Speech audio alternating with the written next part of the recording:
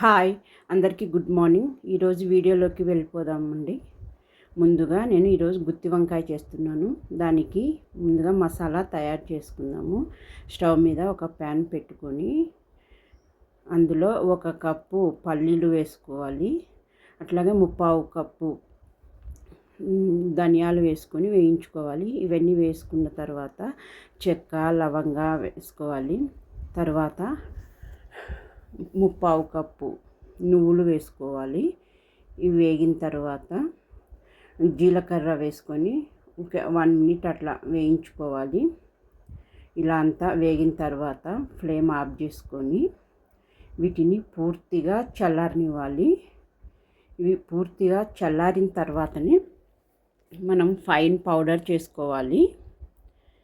దీన్ని ఇప్పుడు ఒక మిక్సీ జార్ తీసుకొని అందులో పౌడర్ చేసుకుందాము. ఇదిగోండి ఇలా ఫైన్ పౌడర్ చేసుకోవాలి వీడియోలో చూపిస్తున్నట్లుగా. ఇప్పుడు దీన్ని ఒక గిన్నెలోకి ట్రాన్స్ఫర్ చేసుకుందాము. తర్వాత వంకాయలను శుభ్రంగా కడిగి పెట్టుకొని తర్వాత చాకుతోటి 4 పక్షాలుగా అంటే ఈ వీడియోలో చూపిస్తాను ఈ విధంగా కట్ చేసుకోవాలి. ముందు ఇట్లా అన్నిటినీ ఇట్లా కట్ చేసుకొని పక్కన పెట్టుకోవాలి ఫస్ట్. అప్పుడు త్వరగా పని అయిపోతుంది. ఈ వీడియోలో చూపిస్తున్నాను కదా, ఇట్లా 4 ముక్కలుగా ఇట్లా కట్ చేసుకోవాలి. ఇప్పుడు ఇందులో మనం మసాలా తయారు చేసి పెట్టుకున్నాం కదా, ఆ పొడిని దీంట్లో స్టఫ్ చేసుకోవాలి. ఒక్కొక్క దాంట్లో ఇట్లా గట్టిగా లోపలికి అదిమి పెట్టేయాలి. ఇదిగోండి ఇట్లా వీడియోలో చూపిస్తున్నాను కదా, ఈ విధంగా పెట్టేయండి. ఇట్లా అన్ని వంకాయల్లో పెట్టేసుకోవాలి. ఇలా అంతా పెట్టుకున్న తర్వాత స్టవ్ మీద ఒక ప్యాన్ మళ్ళీ అదే ఇందాక వేయించాం కదండి, అదే ప్యాన్ మళ్ళీ పెట్టుకొని దాంట్లో ఒక 4-5 స్పూన్లు ఆయిల్ వేసుకోవాలి. అది వేడి అయిన తర్వాత మనం ఇవన్నీ వంకాయ కావాల్సినవన్నీ తయారు చేసి పెట్టుకున్నాం కదా, ఇప్పుడు ఆవాలు జీలకర్ర ఇవి వేసుకున్న తర్వాత ఆనియన్స్, కరివేపాకు, సాల్టు, పసుపు అన్నీ వేసి ఒకసారి కలుపుకోవాలి. ఇవన్నీ కలుపుకున్న తర్వాత ఇవి మగ్గిన తర్వాత ఒక 2 మీడియం సైజు టమాటాలను చిన్న ముక్కలుగా కట్ చేసుకొని వీటిని కూడా మెత్తగా అయ్యేంత వరకు మగ్గనిచ్చాలి. ఇలా మగ్గిపోయినాయి కదా, ఇప్పుడు మనం ఇందాక కూరి పెట్టుకున్నాం కదా వంకాయలు, అవన్నీ ఒక్కొక్కటిగా దీంట్లో వేసుకోవాలి.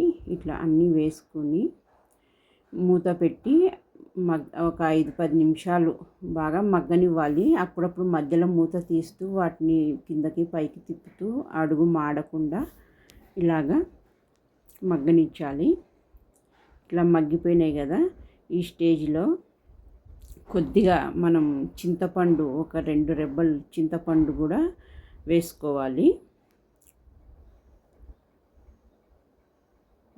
ఈ చింతపండు ఇవన్నీ వేసిన తర్వాత మళ్ళీ మనం ఇందాక మసాలా తయారు చేసి పెట్టుకున్నాం కదండి, అది మనం గ్రేవీకి ఎంత కావాలో దానికి సరిపడా 2-3 స్పూన్లు మన ఇష్టం. మనకు గ్రేవీ ఎక్కువ కావాలంటే ఎక్కువ పౌడర్ వేసుకోవాలి. నేనైతే దీంట్లో ఒక 2-3 స్పూన్లు ఈ పౌడర్ వేసేస్తున్నాను. ఇది వేసి ఈ గ్రేవీకి సరిపడా వాటర్ వేసుకోవాలి. ఇదంతా వాటర్ వేసుకొని కలుపుకోవాలి. ఇలాగా కలుపుకొని మూత పెట్టి బాగా మరగనివ్వాలి.